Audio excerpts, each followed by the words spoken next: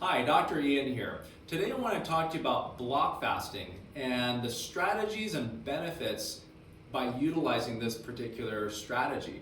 As I've mentioned in my previous videos, when you go through a state of autophagy, you have cellular recycling and rejuvenation, and that's what block fasting does, particularly when you're doing a 5-day block fast. There's a lot of studies that show a high level of autophagy and cell regeneration and cleanup that occurs during this time.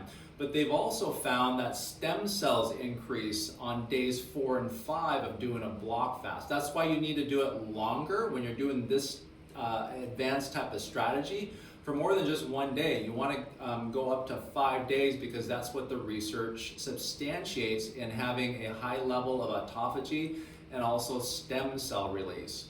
So you can do this with water. Now, water is the most aggressive. Well, let me take it back. You can do dry fasting, which means that you're not drinking any water at all or having no exposure to any water at all. So you're not taking any showers or baths.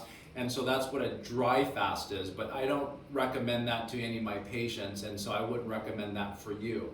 But a water fast, to me, is very aggressive, where you're just drinking nothing but water during a 5-day period of time. And your body, because it's in a starvation mode, it's searching after those weak and sickly cells to recycle them so that they can utilize it for energy. And in addition to that, you're conserving energy by not digesting any food, and so the energy can be utilized for repair in your body.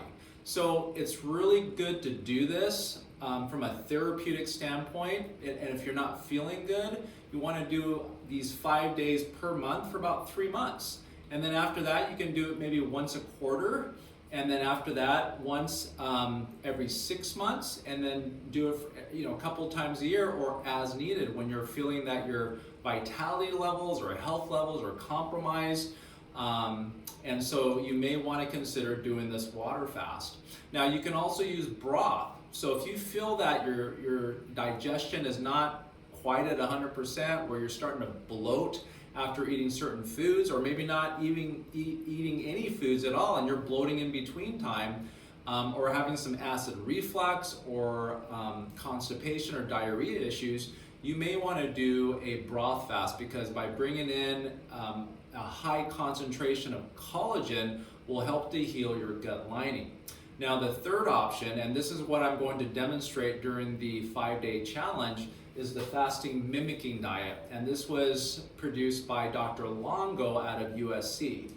He's done a lot of research on fasting for the past 30 years, and he's formulated these products so that it's not going to affect a 5-day fast.